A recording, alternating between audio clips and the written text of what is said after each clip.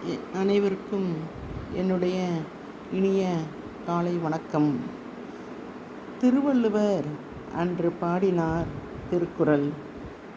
எண்ணித் துணிக கருமம் துணிந்தபின் எண்ணுவோம் என்பது இழுக்கு என்று பாடினார். அதாவது ஒரு செயலை செய்த பின் அதை பற்றி நினைப்பது இழுக்கு. இழுக்கு என்றால் துன்பம், அவமானம் என்ற அர்த்தமாகும். ஒரு செயலை செய்வதற்கு முன் அதை பற்றி யோசிக்கலாம்.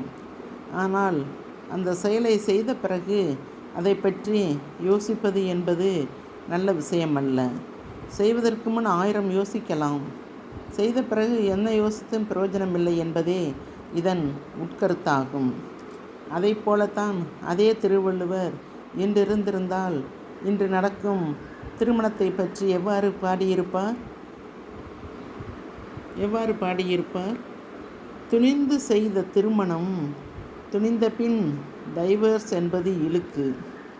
ஒரு ஆணும் பெண்ணும் இணைய வேண்டும் என்பது கடவுள் எழுதி வைத்த விதி.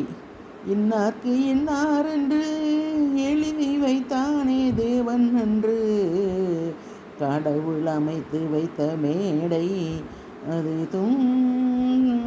அந்த மாதிரி பாட்டு இருக்குது. அதாவது இவருக்கு இவர் தான் அப்படிங்கிறது கடவுள் போட்ட முடிச்சு. அந்த முடிச்சு பிரகாரம் தான் திருமணம் நடக்குது. இல்லைன்னா 2 பேரும் ஒன்று சேர்றதுங்கிறது முடியாத ஒரு காரியம். அந்த கடவுள் போட்ட முடிச்ச துணிந்து ஒரு ஆணும் பெண்ணும் சேர்ந்து பெரியவர்களின் ஆசையோடு, இரு குடும்பங்களின் நல்லாசையோடு, உற்றால் உறவினர்களின் சம்மதத்தோடு மேளம் கொட்ட, அம்மி மிதித்து, அருந்ததி பார்த்து, உனக்கு நான் எனக்கு நீ உயிருள்ளவரை ஒன்றாக சேர்ந்து இருப்போம் என்று நுழைந்த ஒரு திருமண பந்தம் 6 மாதத்தில், 8 மாதத்தில், 1 வருடத்தில், ஏன் இன்னும் சில ஜோடிகளுக்கு 6 நாட்களில் டைவர்ஸ் கோர்ட்டுக்கு வந்து நிற்கிறார்கள். ஏன் எதற்கு? ஒருத்தருக்கு ஒருத்தர் விட்டு கொடுத்தல் இல்லாமை, ஒருத்தருக்கு ஒருத்தர் புரிதல் இல்லாமை. அதுவே இந்த பிரிதலுக்கு காரணம். அதாவது ஒரு சின்ன சின்ன சண்டைகளுக்கெல்லாம் டைவர்ஸ் என்றால் இந்த உலகத்தில் எந்த ஆணும் பெண்ணும் சேர்ந்து ஒரு திருமண வாழ்க்கை வாழ்வது என்பதே முடியாத ஒன்றாகிவிடும். ஆகவே எடுத்ததற்கெல்லாம் ஒருத்தருக்கொருத்தர் ஒரு ஆணும் பெண்ணும் கணவனாக சேர்ந்து நடத்தும் இல்வாழ்க்கையில் திருவள்ளுவர் கூறிய மாதிரி அன்பும் அறனும் உடைத்தாயின் இல்வாழ்க்கை பண்பும் பயனும் அது என்பதைப் போல அன்புடனும் அறனுடனும் இருந்து ஒரு இல்வாழ்க்கையை நடத்தி வாசுகி அம்மையார் நடத்திய இல்வாழ்க்கை, திருவள்ளுவருடன் இணைந்த வாசுகி அம்மையார் நடத்திய வாழ்க்கை ஒரு அறம். இந்த வாழ்வு ஒரு வரம். அது நமக்கு கிடைத்தது நாம் செய்த தவம் என்பதை புரிந்து ஒருவருக்கொருவர் விட்டு கொடுத்து ஒரு மனைவியை, தாலி கட்டிய மனைவியை எந்த ஒரு கணவனும் கோர்ட் வாசல்படி ஏற அனுமதிக்காமல், தகாத உறவுகள் தகுந்த உறவுகளாக இருந்தாலும் சொல்லும் அறிவுரைகள், கெட்ட அறிவுரைகளை ஏற்காமல் நல்லதை மட்டுமே நினைத்து ஒரு ஆணுக்கு, தாலி கட்ட துணிந்த ஒரு ஆணுக்கு அந்த பெண்ணை கடைசி வரை வைத்து காப்பாற்ற வேண்டும் என்ற தைரியமும் இருக்க வேண்டும். என்னானாலும் வா, நான் பார்த்து கொள்கிறேன் என்று அந்த பெண்ணை காப்பாற்றுவதே ஒரு ஆணின் முக்கிய கடமையாகும்.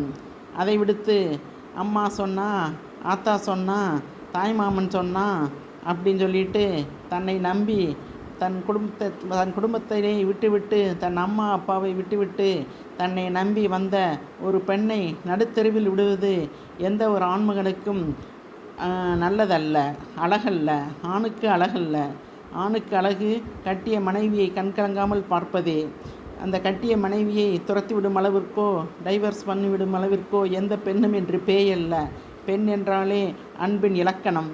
அந்த அன்பு அளவுக்கு அதிகமாக ஒரு கணவன் மீது மாறும் பொழுது பொசசிவ்னஸ் ஆகிறது.